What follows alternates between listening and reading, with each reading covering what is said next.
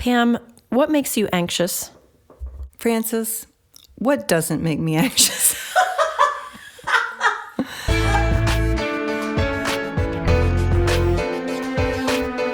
Welcome to the Brand New Me podcast. I'm Frances. And I'm Pam. And we are two women passionate about helping others thrive in life, not just survive. In each episode, we're going to find creative ways to offer hope for your future through our own life experiences. So join us every week as we learn together that we really can be a brand new me.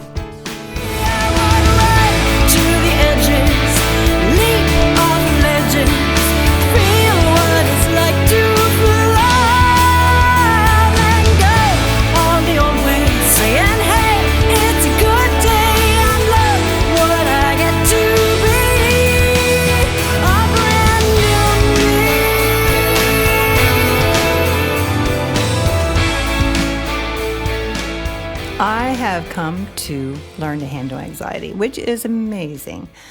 Now, I will say, I've had panic attacks since I was a child. I didn't know they were panic attacks. And so when I became an adult and started having them, I started to realize that's what they were, because then now they had a name on them. Back then, they may have had a name on them, but they didn't call them that. And so I've been on this journey since I had been taking care of my mom a couple years ago, when it really started to resurface with the panic attacks, the not sleeping, the anxiety. And so I've been on a journey to rid myself of this anxiety and doing different things. And so that's been my constant in the last, I would say, 6 months. You just need to say, God, okay, I'm anxious about this. I can't get over this. I'm doing this. And it came to a place where I was crying out to God, come on, God, I want free of this. So tell me how to get free of it. Some people would say, oh, just pray. It's a little bit more than that. I know, because I know you, that you've been very intentional about overcoming anxiety, overcoming lack of sleep in the past 6 months. And you've told us a little bit about some of those. You've been doing a brain detox program. You were just telling me before we started recording that you're working on a program that helps you sleep better by how you think. But you were really tested with this anxiety over the weekend when you got trapped in an elevator, right? Because I just asked you when you came in. I had seen that you posted on Facebook that you were caught in the elevator at the hospital when you went to visit your mother-in-law. And I asked you, did you have a panic attack? And you tell us your answer. I think it shows the growth that you've had. It's pretty amazing. It is very amazing, because had that been 2 months ago, I may have gone into a full-blown panic attack. I've been doing not just the detoxing your mind, but I've also been doing a meditation thing and learning how to breathe and learning how to calm yourself down. And so when we first realized, okay, we're not getting out of this elevator anytime soon, I did start to get anxious, and I just decided, okay, I can't do this. And so I just practiced the things that I had learned, and I was absolutely fine.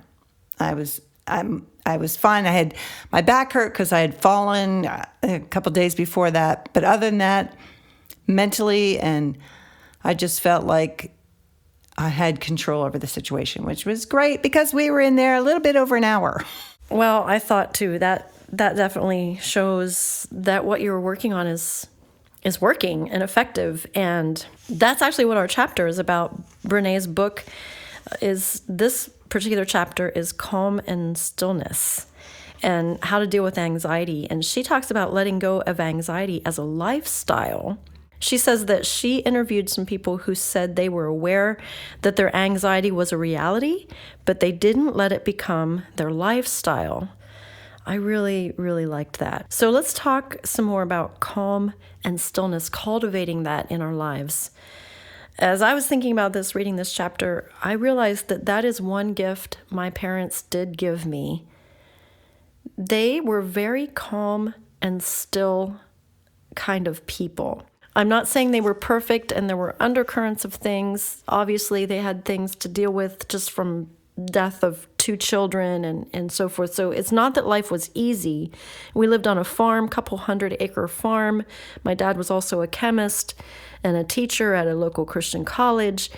We had a lot going on, but my parents always seemed to remain calm no matter what. And I know that they cultivated prayer and quiet time, and I took that on. I learned that from them just by their modeling. And I would say there's a lot of things that aren't right about me, but there is one thing that I think I have. I hope that it shines. I do tend to have calm and stillness, at least in the first 20, 30 years of my life. That all fell apart in my 40s, but we'll talk about that later. What was your home life like? What did you see from your parents, Pam? What did you learn from them, either anxiety or stillness from them? No, we had a lot more drama in our home. As a child, grew up fearing they were going to divorce.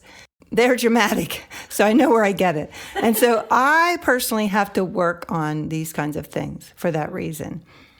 I need to create that calmness through these things I've been doing. And we talked a little bit about, I had trouble sleeping, and I think I mentioned that on the podcast. And I would just say, God, what is going on that I'm waking up every hour? I don't feel anxious. It's nothing like that. And so I am now doing a cognitive behavioral therapy for sleep. And it has been amazing. And I just believe that to transform our minds, sometimes we have to delve into things. We can pray and ask the Lord, but He's going to guide us to different things in our lives. And I feel like He's guided me to the 21-day detox. He's guided me to this. I'm doing some meditation, and not in a weird New Age way, just in a way where you are able to reflect and breathe. And it's been life-changing for me. I can see that it has. I can just tell, as we've been doing these podcasts we've done them almost 2 years, but the last 6 months, I know that you've been dealing with some extreme things, but you've taken extreme steps. I agree with you. Our tendency can be to just pray and wish that God would just zap us on the head and make us all better, or that we could go take a drug and feel better. But more and more in my life, the last 10 years of my life, maybe actually the last 5 years of my life, my prayers have changed from, God, take this away, or help me to be free of it, to, God, help me to use the brain, the body, the emotions, everything that you've equipped me with. Teach me how to use it to walk in freedom. And I think what you're working through and what you're learning is an answer to prayer. It's not necessarily the prayer or the way we wanted it, but I believe that your healing will last a lot longer. I believe that my healing and my change will go deeper and last longer when it really comes from the inside. And so I applaud you. I love that you share, because it helps me too. Brene gives a definition of stillness that I really liked. So I'm just going to read it. Stillness is creating a clearing, opening up an emotionally clutter-free space, and allowing ourselves to feel, think, and dream.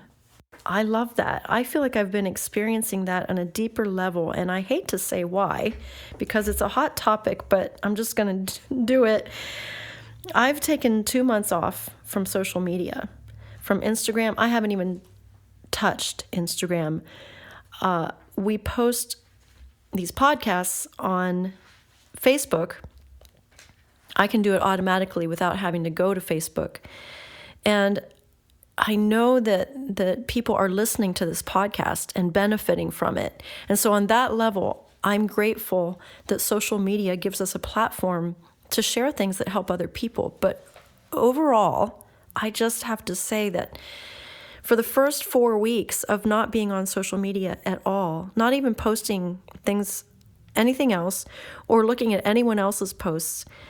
It took me 4 or 5 weeks to realize that I was feeling so different. And the difference came when I started going, I feel like my schedule's a lot lighter. I don't have so much that I have to always be thinking and doing. But I knew that logistically, that's not true. I have as much to do as ever. And so I started going, why do I feel so different? What has changed?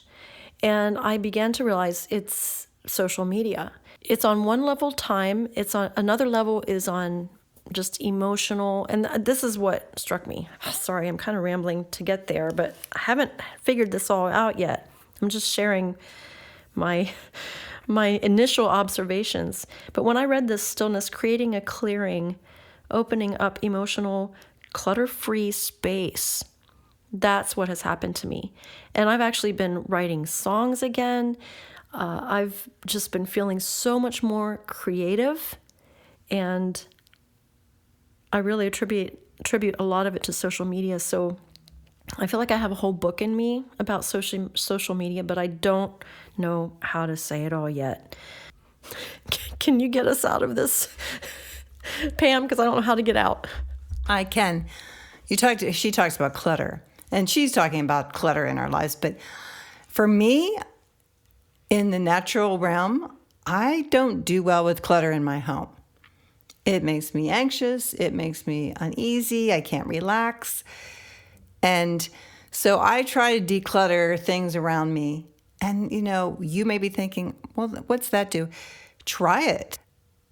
As you're listening to this, you're thinking, yeah, I do have clutter. Does it bother you? And maybe it doesn't bother you, but it does bother me. And so we're just not freeing ourselves from clutter on the inside, but sometimes we have to free ourselves from clutter on the outside. And when Dave and I were away on vacation in January, I came back. During that time, all I was thinking about was how I was going to purge. And so I've been purging because there's things I have in my basement, there's things I have in my closet that I do not need. Go in your closet, get all the things that you haven't worn for a year, take it out, and when you take it down to your local community aid and wherever, it feels so good. I mean, it's freeing. It creates a stillness and a calmness just getting rid of stuff. And so that's what I'm trying to do. I think that's a really helpful observation. And let's wrap up with Brené's 3 things: get deliberate, get inspired, and get going. So let's talk about deliberate. She says her anxiety detox included more calm and more stillness, but it also included more exercise and less caffeine. So she increases her daily intake of calm and stillness along with walking and swimming and cutting caffeine, which she says has done wonders in her life. I put down that deliberate choices for me towards still and calmness is bicycling, journaling, which I've been doing tons of these days, and it just feels so good. And then silence. I don't listen to hardly anything right now. I don't do much on social media. I've just been trying to be quiet in so many ways, and it's really working for me. What are you doing to be deliberate? I have 1 cup of caffeine per day. And I also realized, it's just very sad for me. I love dark chocolate. I cannot have dark chocolate. I've decided I will not eat any dark chocolate after dinner time. So any dark chocolate I'm going to partake before dinner, because it does have a lot of caffeine in it. We don't realize that, but it does affect us. And so, just the calmness, the meditation thing, taking time to just be quiet. When I get up in the morning, I'd say my favorite thing is getting my coffee and just sitting there, not thinking about really anything. I mean, thoughts do come in your mind, but just intentionally trying to focus on breathing, the Lord. And actually, even before I have my devotions, I'll just sit there and veg out, I guess. But that is relaxing to me. I've also done something else, Frances, which is very exciting. I'm doing this sleep thing, first thing in the morning, you need to get 15 minutes to 30 minutes of sunlight. Well, we live in Pennsylvania. Duh. And so I got a happy lamp, which is equal to sunlight. I forget how many volts or whatever it is, but I do turn this lamp on, and scientifically they say that can change your mood, it can change your sleeping. And so, you know me, I will try anything. So that's what I'm doing. Her next thing is talking about get inspired. And I do like this. She talks about some of us respond to anxiety by overfunctioning and others by underfunctioning. Well, I'm totally an overfunctioner. Overfunctioners tend to move quickly to advise, rescue, take over, micromanage, and get in other people's business rather than looking inward. And underfunctioners tend to get less competent under stress. They invite others to take over and often become the focus of family gossip, worry, or concern. And so we don't want to fall into this trap of being an overfunctioner or an underfunctioner. I'll confess, when I read that, I can't overanalyze. I just have to go with my initial knee-jerk reaction, and that was when she said the underfunctioners can be labeled as the fragile one. I thought, okay, because my nickname when I was a child, my whole growing up life was Fragile Frances. And I'll have to say I dealt with some resentment about that. But the more I get to know myself, the more I see that why I was probably fragile. And some of it was outward circumstances thrown upon me that I didn't know how to deal with. And I've already talked about all that, the death in our family kind of stuff. But here's what I've figured out about myself. If I use a hostess or a waitress analogy, I am more of a hostess. I do better at greeting people at the door and seating them in a specific place, and then I go back to the door and I greet more people and seat them. I am not a person who can take 20 tables in a restaurant and manage everything everybody wants. Their drinks, their salads, their way they want their meat done. That's the analogy I've come to use. It comes from when I was in Bible school in Oklahoma and I worked at Denny's restaurant. I saw that waitresses made more money than hostesses. So I tried waitressing and I couldn't take it. And that illustration keeps coming back to me. And I believe that it's God showing me that that's just kind of how I'm wired. I do better if I have a few things to do well. If it starts getting to be more than 2 or 3 tables in my life, I can't manage it. I become stressed, and that's probably what makes me fragile. And it's not that I'm lazy. It's not that I don't have goals. It's just that I can only manage a few things at a time. And I am sure if I had children, I would not be doing what I'm doing because I would not be able to manage it. I would not be able to manage 2 big things in my life, children and songs. And I don't have children, but I have songs. And so even now, I have to be careful that I don't badger myself because I am who I am. So part of my getting inspired is just to admit and just say, I can only handle so much. And I think that's part of what's happening on social media. Social media feels like a huge room of people that I continually need to greet and say hello and be sure I'm on all the time and say things well and present myself well and that I'm funny and I'm lighthearted and I'm all these things and I'm being vulnerable and transparent and authentic and yet I'm being funny and yet I'm promoting what I do, and it is a huge room that I just don't think I manage well. And I have to just stand and say, yep, I'm not perfect. This is an imperfection I have. Sorry, that's kind of a long ramble, but do you want to say anything to that? I'll just say, yes, I'm the exact opposite. I know you are. Yeah, I'd much rather be a server and just waiting on tables. And something about the stress of it is what I like. So anyhow, I think that's a great observation. It's a fun analogy to use. And one is not better than the other. No. I loved greeting people at the restaurant and saying, hey, how are you? And how many in your party? But then I'm going to turn them over to you, Pam.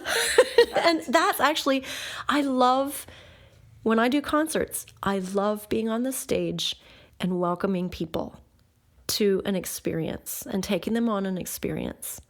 But everything else about doing the concerts is challenging for me because it's waiting. It feels like it's waiting on 30 tables, the marketing, the social media creation, all that.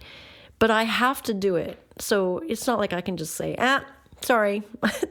But I do need to learn how to care for myself and give myself grace too. So blah, blah, blah. We get it. All right. So what's the last thing? Get going? Well, experiment with different forms of still and quiet, she says. We all need something that works for us. So she says she's never emotionally clutter-free better than when she's walking alone outside. For me, it's bicycling, motorcycling, songwriting. How about you, Pam? Wow. Silence. Sorry. I'm sorry. I think it pretty much is just being still. Not being with anybody, just being still and kind of meditating. And I can't do that for a long period of time because I'm a people person. I have to be out there. I have to be with my peeps. So, and the social thing I love. But there is a time in my life I just need to get away and be still. So now we ask you that are listening. Thank you for listening, by the way, week after week. What do you do to get inspired, get deliberate, and get going?